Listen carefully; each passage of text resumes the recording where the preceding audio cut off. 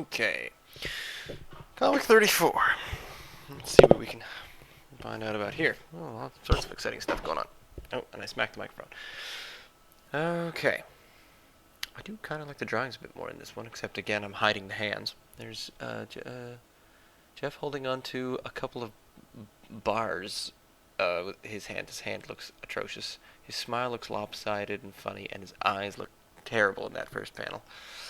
His hand looks ridiculous in the second one, and his hand looks even more ridiculous in the third one because I don't know how to draw guns. I'm bad at it.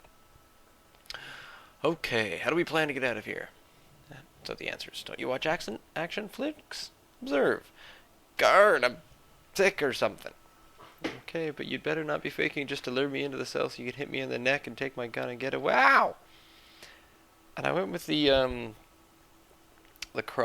little X's for eyes. It's very old-fashioned Looney Tunes type thing. And she's wearing some sort of army hat, all curled up, and seems to have... Here's the other thing. Oh, I should... hang on, whilst I yawn. There. Yawn completed. I'm good. The dots.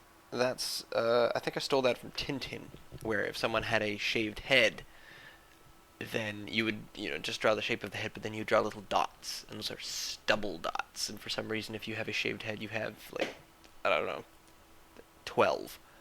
I personally shave my head sometimes, and I do not have 12 dots. I have numerous dots. Just why, the sort of stubble in the 5 o'clock shadow. That's why it looks like a shadow, because it's a million little dots.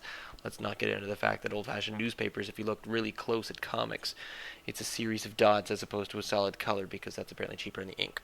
That's my assumption. Anyway, I've got his gun. Boot him in the crotch and let's go. It scares me how much you're enjoying this. There's so many lines I enjoy in this one. For one, I'm sick or something. I think that's hilarious.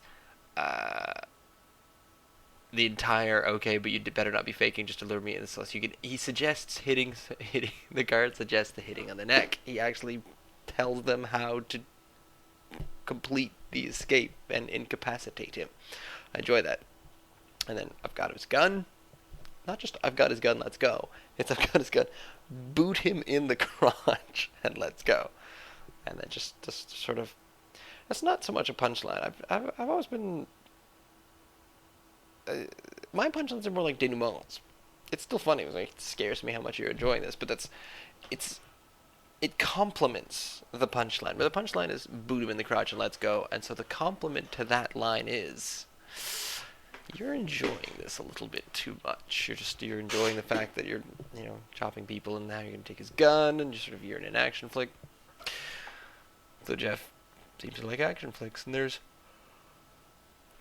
yawn number 2. Sorry. There's the prison cell bars. I kept wanting to call them poles because they really just look like.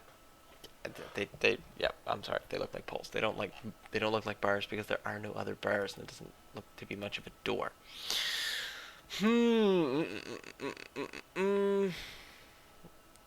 I sort of like the guard falling. It does sort of seem like he's falling. The problem is in a 3-panel comic, it's the setup of we need to escape.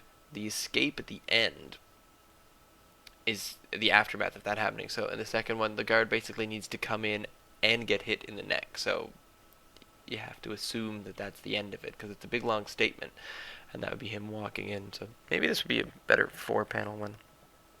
I sometimes wonder if I should have switched it up now and then. Penny Arcade does that. For the most part, they are a 3-panel strip, but sometimes they are 4. Sometimes they add more than that. But for the most part, they are 3, and just every now and then, because you can do that in a webcomic. You could make it as big as you want. Oh. Yawn number 3. Oh, I had coffee this morning. I suppose I was up kind of late. I'm not going to get into it.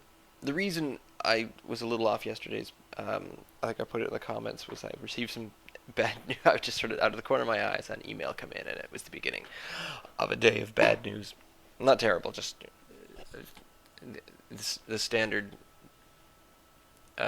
dead pet, so... Dead pet isn't a huge thing. It doesn't make you leave work or anything like that. They don't give you bereavement leave when your pet dies. What was I talking about?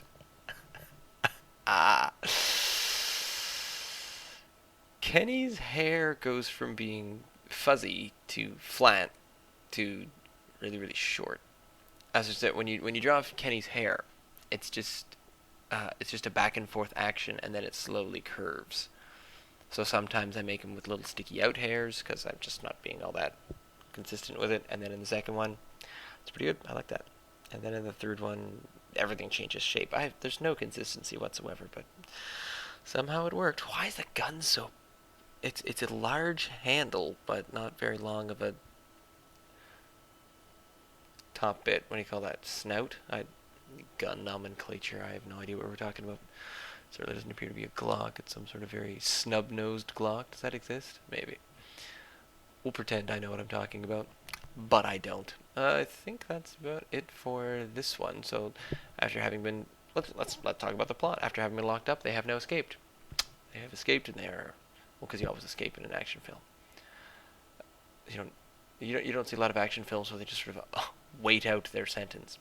Anyway, yeah, that's enough of me. So, Comic 35 is tomorrow.